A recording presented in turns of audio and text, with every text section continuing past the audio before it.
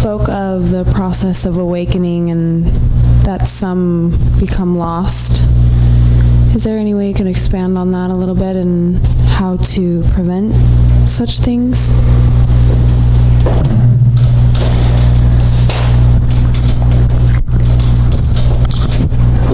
For better or worse, let's say my beginning into this role was very much being in contact with people whom I sometimes call casualties of that process. And I choose that word carefully. Why I say casualties is because it is a mistake to think that every awakening, right, and in this context, in the context of this building, right, Kundalini Yoga, by awakening it's also understood a very precise psychophysiological phenomenon, right? It's awakening of the latent force. You know, we speak about awakening as some kind of awakening. Who awakens to what? You know, this is why Tantra is so unapologetically direct. And many esoteric traditions can be re-examined and viewed from tantric perspective, and it will be very helpful.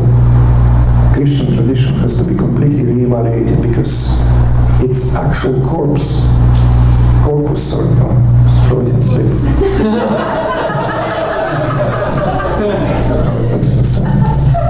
A slip at the time, Freudian one, but precisely that, it calcified to itself. It calcified to the very essence of what this metamorphosis is all about. So if we understand, if we know that this process is about consciousness awakens to itself, it is consciousness that is coiled to itself, hence the term Kundalini, coiled, 3.5 times. 3 times stands for waking, dreaming, deep sleep, and only half stands for that which is Turiya, transcendent. So it's like the really meaning of that, right, awakening is the consciousness awakens. But, going back to what I started saying, to assume or to declare that every awakening, right, leads to self-realization is a gross mistake, a gross exaggeration.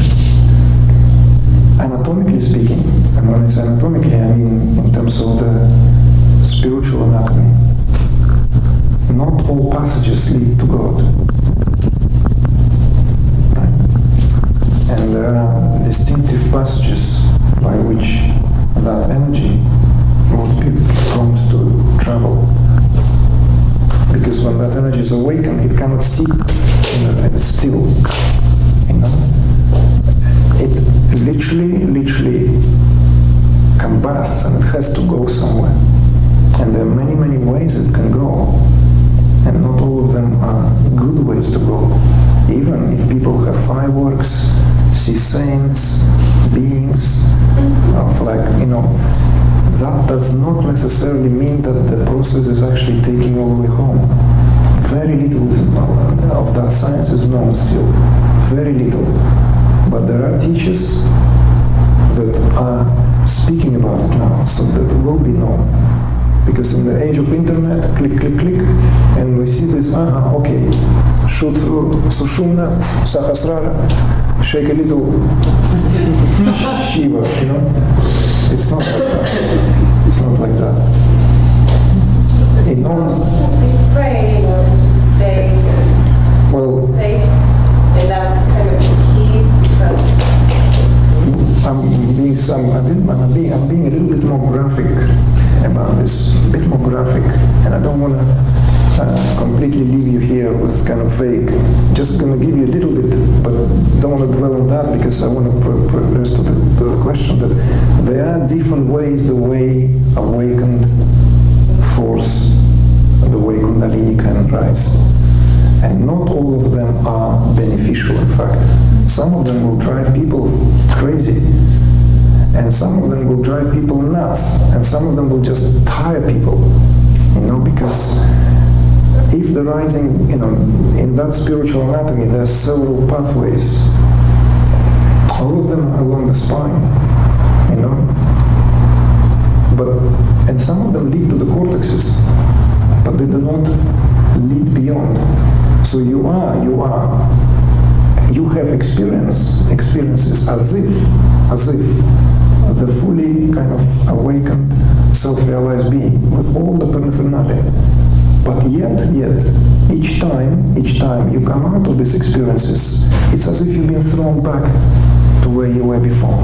Very disconcerting, How do you mitigate that? That doesn't happen. Well, this is why Tantra is a science. Tantra is not a belief system. Tantra is a science. And Tantra does not operate with, there are deities, but these deities have functioning. Like each deity stands for each particular pranic function. 10 deities each govern prana in the body. 5 of them are most principal. So this kind of, this science is very, very precise and very detailed on the description and understanding of these processes. But even within what Tantra teaches, there are different methodologies and different understandings, but not all of them, let's say, teach that not all awakenings will lead towards that process where it will culminate in the knowledge of the self as the given, reality.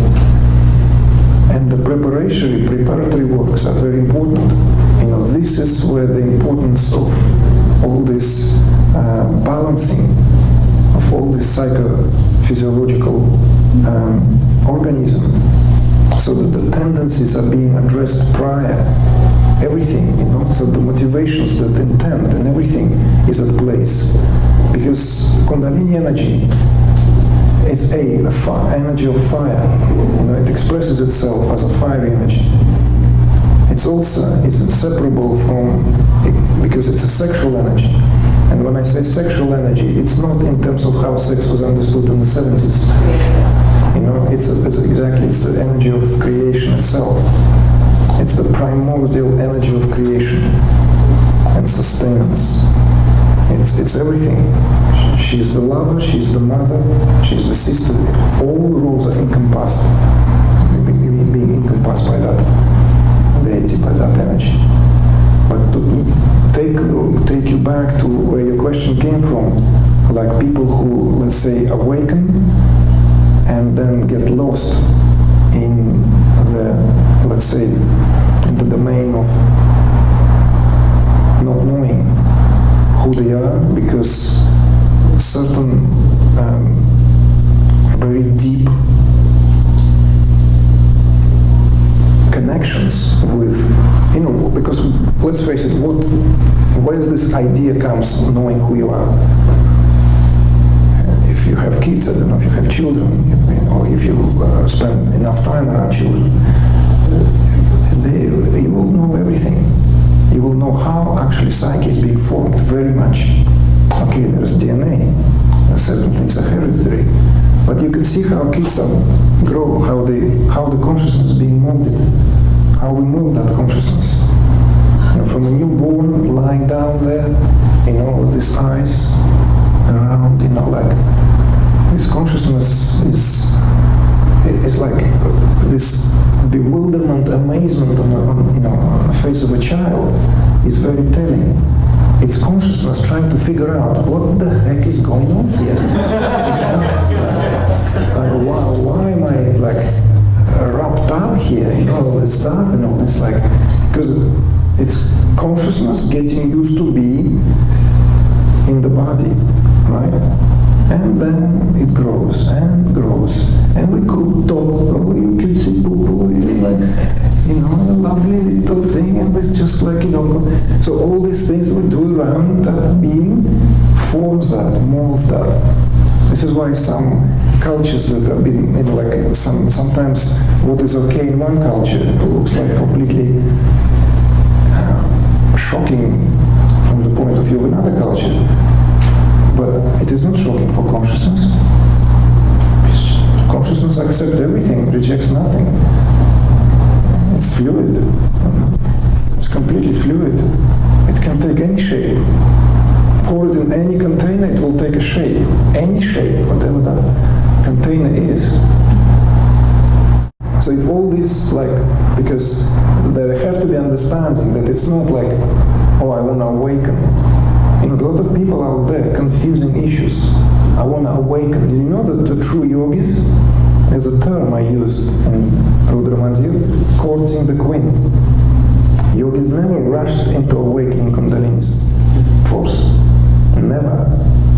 They worked so that when there is a complete realignment of prana, this process culminates in very, very profound,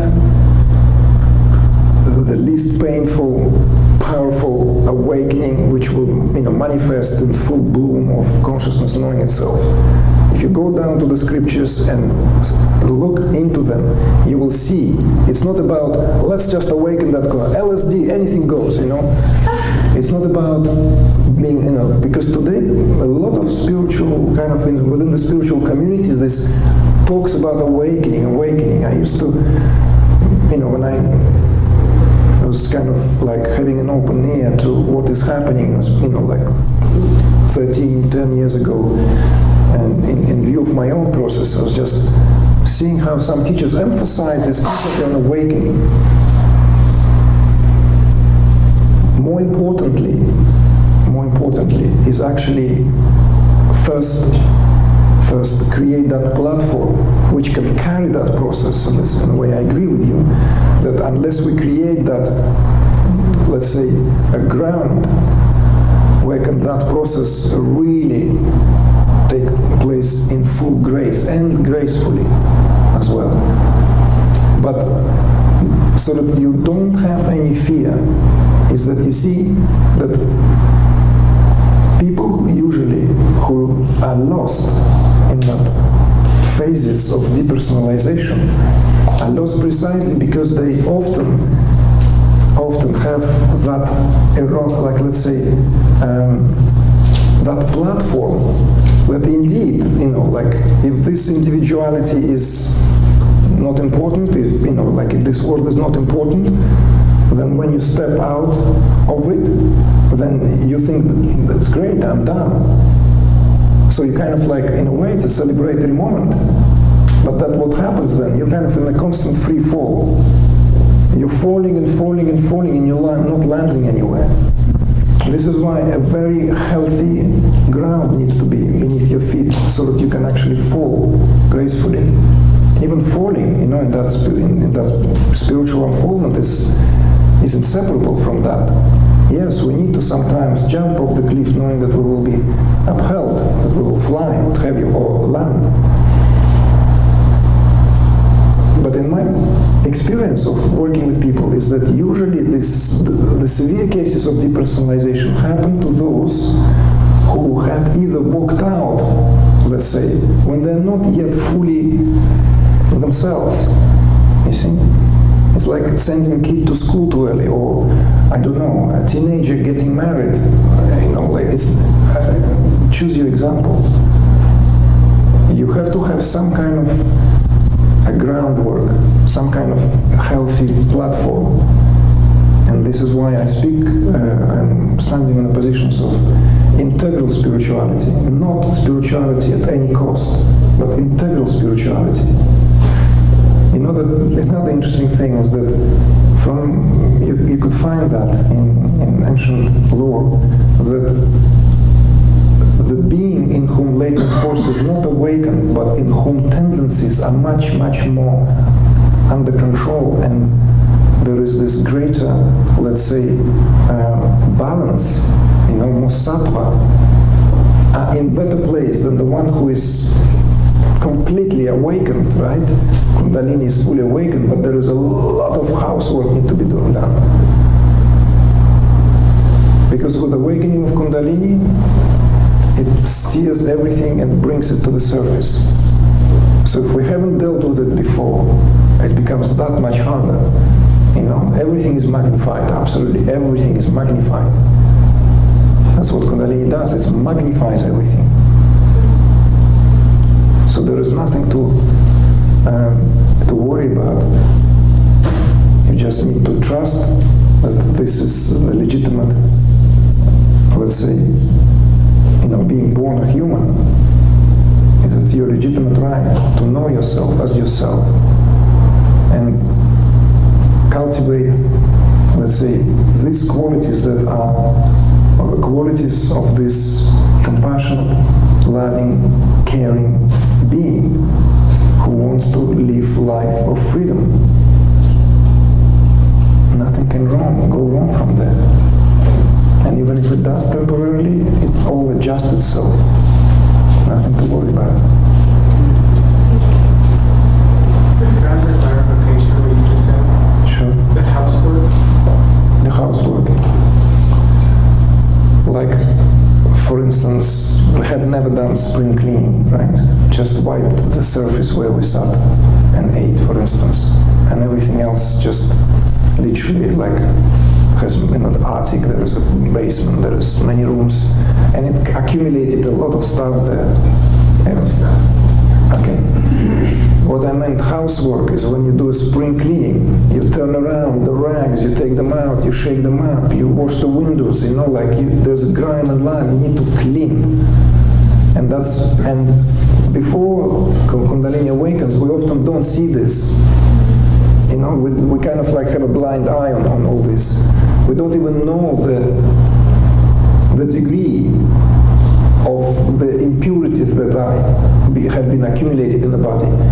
But when that energy is awakened, it cannot coexist, right, with these impurities. It simply immediately starts to drive them out of the body.